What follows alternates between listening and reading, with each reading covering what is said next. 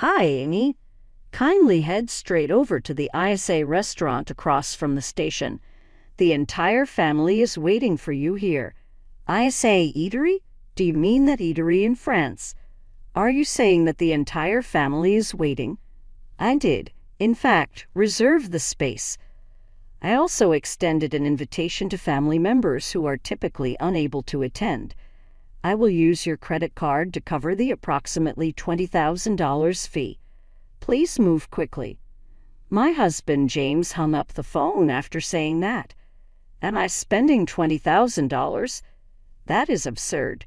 To be honest, I wasn't surprised, but I just stood there in shock. My husband's stupidity astounded me. He doesn't understand at all.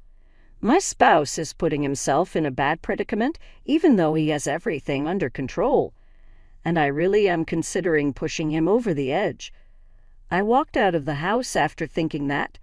After 20 minutes, I reached the ISA restaurant. James, who was waiting by himself, gave me a spooky smile that was out of place in the upscale eatery. He claimed that the family members had already moved into a different room and were speaking with pride.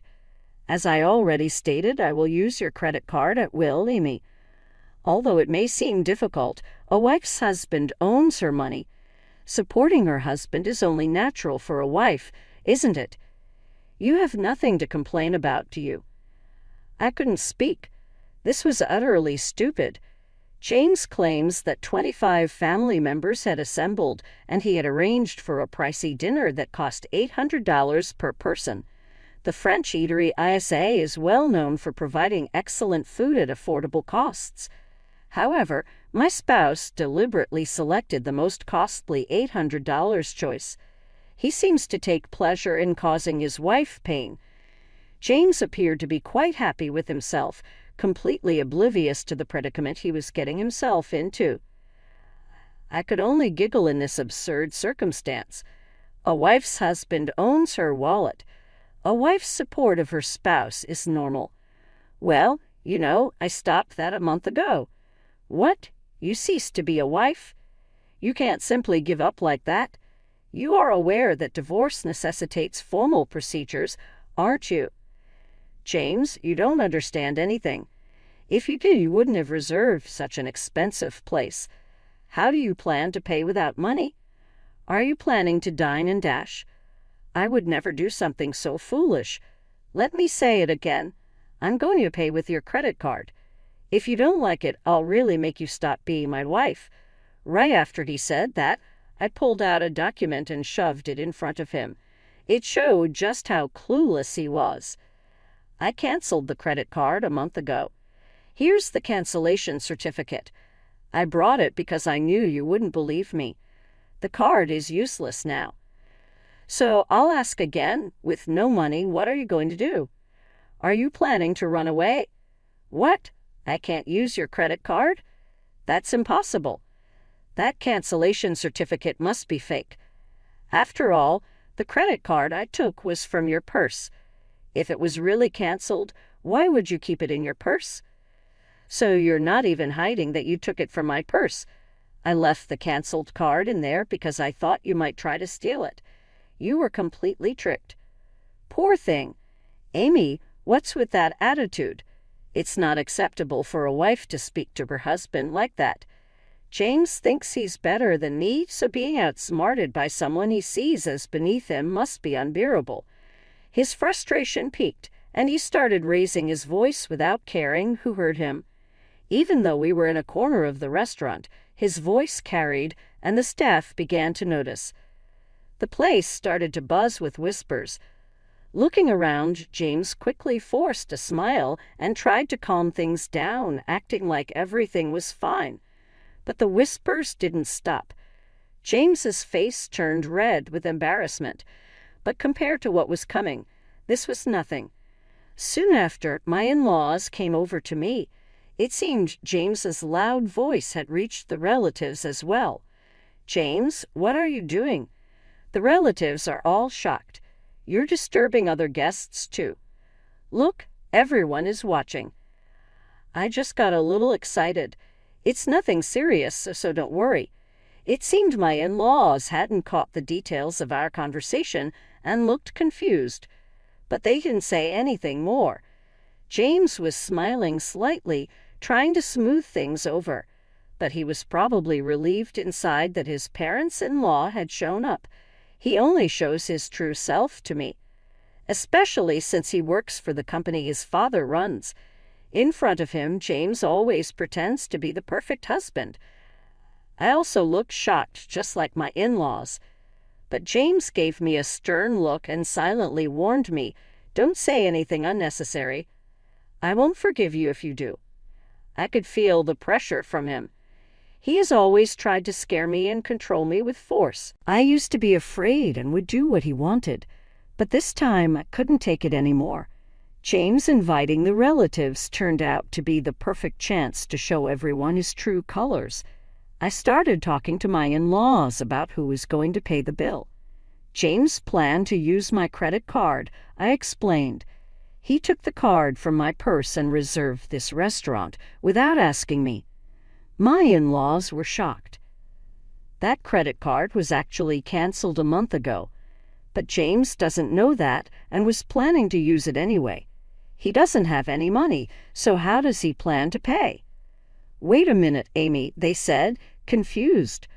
"Are you saying James took your card and planned to pay for today's meal with it?"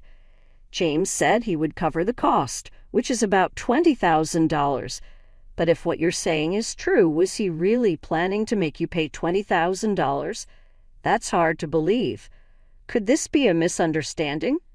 My in-laws were clearly upset, which was the usual reaction. Even though it sounded unbelievable, it was the truth. Trying to hide what was really happening, James started talking in a cheerful tone with a forced smile. "Amy is mistaken. I plan to treat everyone at my own expense. I'll settle the bill, so don't worry." With those words, James walked over to the cashier to pay, throwing a creepy smile my way. It was obvious he didn't believe I had really canceled the credit card, even after I showed him the cancellation certificate. After a while, James returned with a smile, and my in-laws seemed relieved that the payment had been taken care of. But I could sense James's tension. He must have been panicking inside, realizing things were going wrong because the credit card didn't work.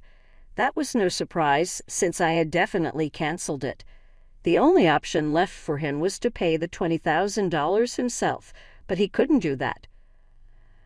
I also knew what he was hiding. In that moment, I gave him a cold stare and said, "Tell the truth before things get worse." My words made him nervous, and his face changed. After thinking for a moment, he finally admitted the truth. "Sorry, Dad. Mom, I really couldn't make the payment. Amy's credit card was actually canceled." "Is that true? Were you planning to use Amy's card to pay?" his parents asked. "It's a misunderstanding," he tried to explain. "It's true, I intended to pay today's expenses with Amy's credit card, and I had discussed this with her. I was just shocked to find out the card was already canceled.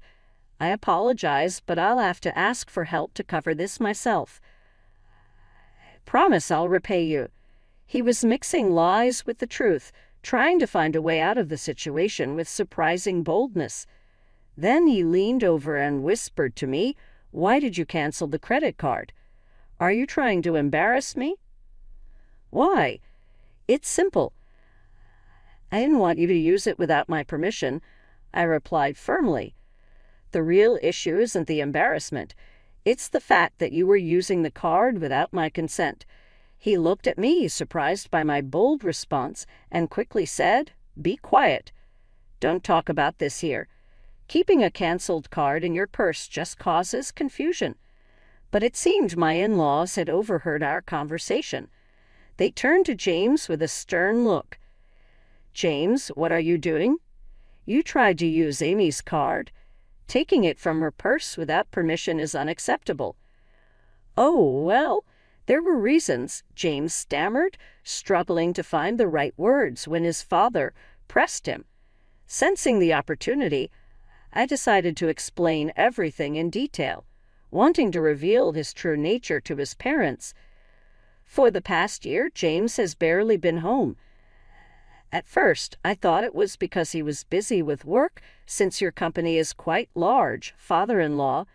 But then James started going out even on holidays and missing important dates like my birthday and our anniversary. On top of that, he began paying more attention to his appearance and started using my credit card without my permission. My in-laws exchanged worried looks, clearly sensing something was very wrong. I asked James if we could spend more time together as a couple and if he could stop using the credit card without asking me first, but he argued that it's natural for a wife to support her husband and didn't listen. Worse, he even threatened me with divorce and showed me a divorce form he had already signed. "Divorce?" my father-in-law exclaimed in surprise. "Have you been making Amy suffer this much?" my mother-in-law asked, raising her voice. My father-in-law stared sternly at his son, realizing that his belief in James being an ideal husband was shattered. There was still hope that James would admit his mistakes. But instead, he tried to defend himself. "No, that's not it. What Amy is saying isn't true. I need to look after my appearance because I'm preparing to take over as president. The meetings I attend on weekends are networking events and seminars, all part of my job. What's wrong with using joint funds for work-related expenses? If I stop earning, my wife would suffer too," James said, trying desperately to justify his actions.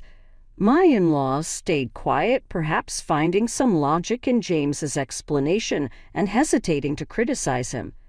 However, I knew the truth, and his excuses didn't matter. "Oh, really? Can you still say it's part of your job after seeing this?" I said, deciding to show more evidence to my in-laws. From my handbag, I pulled out a document that listed dates, store names, and amounts spent. "What is this?" they asked. "This is a credit card statement.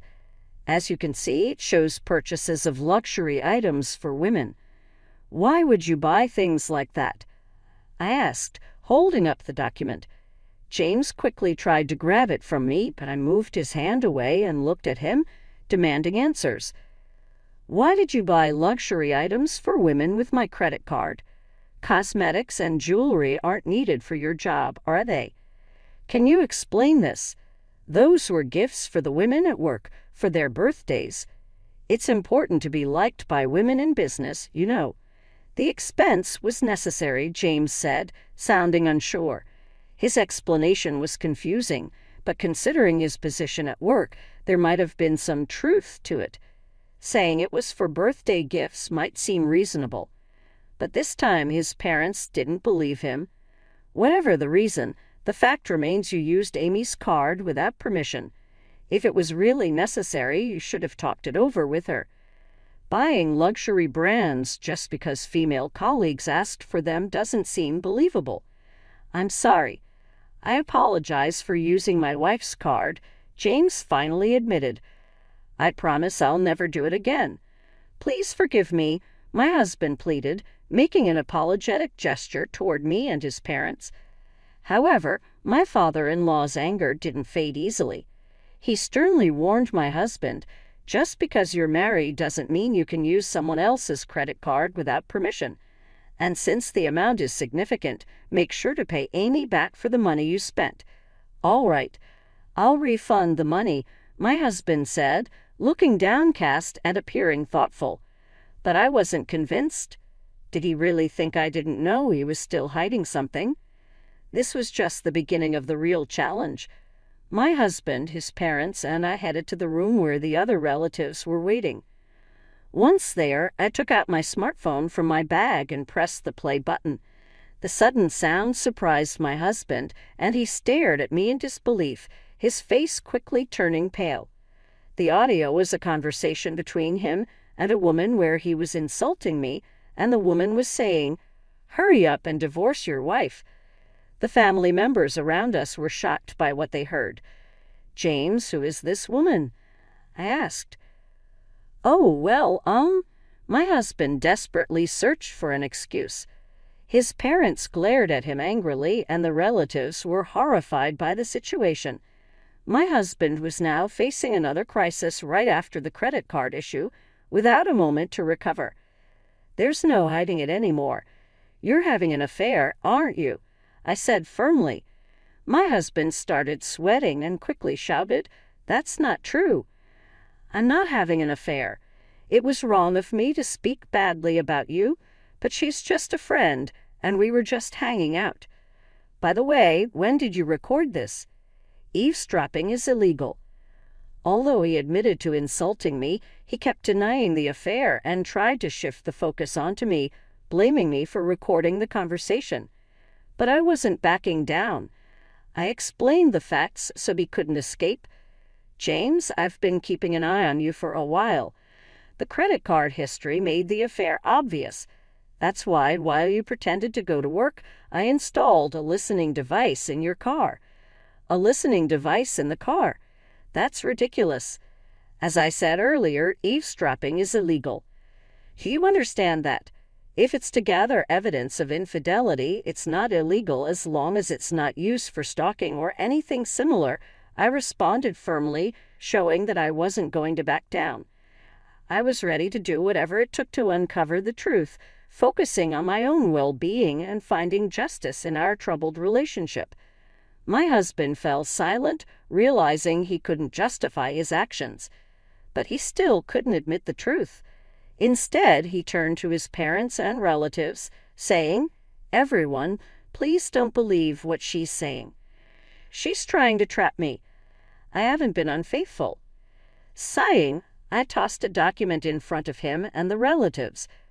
"What is this?" he asked, looking uneasy. "What do you think it is?" "It's a demand for compensation." As soon as I said that, my husband's face turned pale. The document was a compensation claim I had sent to his mistress. Through an investigation, it was confirmed that you were having an affair with a woman named Lily. So I went to Lily and demanded compensation from her before coming to you. You met Lily directly and demanded compensation. What were you thinking? My husband was so shocked he couldn't speak. But really, he had no right to blame me while ignoring his own mistakes. Surprised, but she told me everything. She didn't hide your wrongdoings. You were buying luxury items for her with my credit card, weren't you? The excuse about gifts for female employees was obviously a lie. It was all for her. Lily admitted everything, and because of my credit card, she agreed to pay compensation. That's why I brought this compensation claim. My husband looked up at the sky, his face full of despair.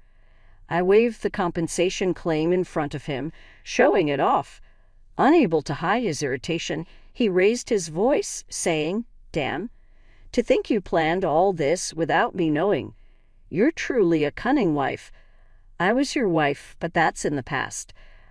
I told you a month ago that I quit. Didn't you hear? In fact, the divorce papers have already been submitted. I'm just an acquaintance now. Did you really submit the divorce papers? Why are you surprised? I simply submitted the divorce papers you waved in my face to try to trouble me.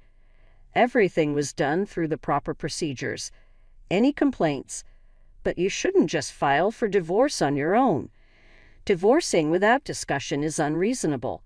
It might be unreasonable, but that doesn't change the fact that you used my credit card without permission. That's why I filed the divorce papers on my own. This matter is now settled." My husband was left speechless, clearly shocked by my actions. He hadn't expected any of this. My in-laws and other relatives who were watching seemed to finally realize that my story was true. Using Amy's credit card without permission and having an affair. To think we believed you two were happily married and you were committing such betrayals, they said, their faces filled with anger. The entire family sternly reprimanded my husband. My father-in-law spoke firmly. This marks the end of our relationship as parent and child. Additionally, you are fired from the company. Fired just for an affair? This is too harsh. Think about it calmly, my husband protested. At that moment, a sharp snap echoed through the room. My mother-in-law had slapped my husband hard across the cheek. Tears filled her eyes, a mix of sadness, pity, and disappointment. "Just an affair. You're the one who's wrong, James. You planned to hurt Amy and then just run away," she said, her voice filled with anger. My husband had nothing to say in response. All eyes in the room stared coldly at him. "Mere an affair," he had said, revealing his irresponsibility. He had always proclaimed, "My wife's money is mine." A wife should devote herself to her husband. Such selfish attitudes were unforgivable. For a moment he remained silent. Then, with stubborn defiance, he slowly raised his head and declared, "It doesn't matter if I'm divorced or fired. I'm going to be with Lily." "What did you say?" Everyone was shocked as my husband openly revealed his plans to marry another woman right after our divorce.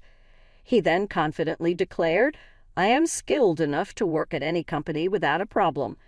My father's company is worthless. As long as I have Lily, that's all I need. I truly love her. Marrying her is all that matters to me."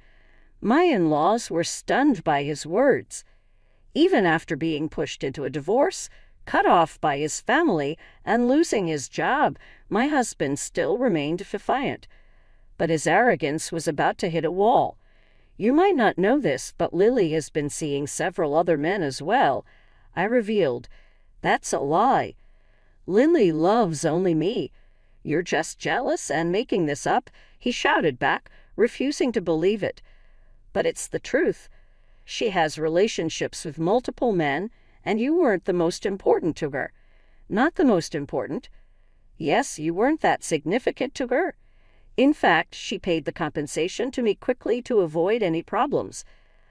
"I can't believe it. I didn't think Lily was that kind of woman. The idea that she had feelings for you is just a delusion. You were being used. By the way, the compensation she paid me was actually funded by another man she was seeing." "That's a lie. There's no way Lily would deceive me. We are going to get married. Nothing you do can stop us." My husband still couldn't accept the truth, so I calmly confronted him with the reality. "It's time for you to understand that you've been abandoned. Haven't you noticed that you haven't been able to reach Lily lately? Your calls and messages aren't going through. Now that you mention it." My husband hesitated. He started to realize what was happening. "In short, you are no longer needed. You've been blocked." "I am no longer needed?" "Yes, exactly. Do you understand now? There's nothing left for you. This is what happens when you deceive others." After hearing this, he collapsed to his knees and bowed his head. "Please, Amy, I'm truly sorry. Please forgive me," he pleaded. It seemed he finally realized his situation. "Please reconsider the divorce. Please reverse the firing," he begged, bowing repeatedly to me and his parents.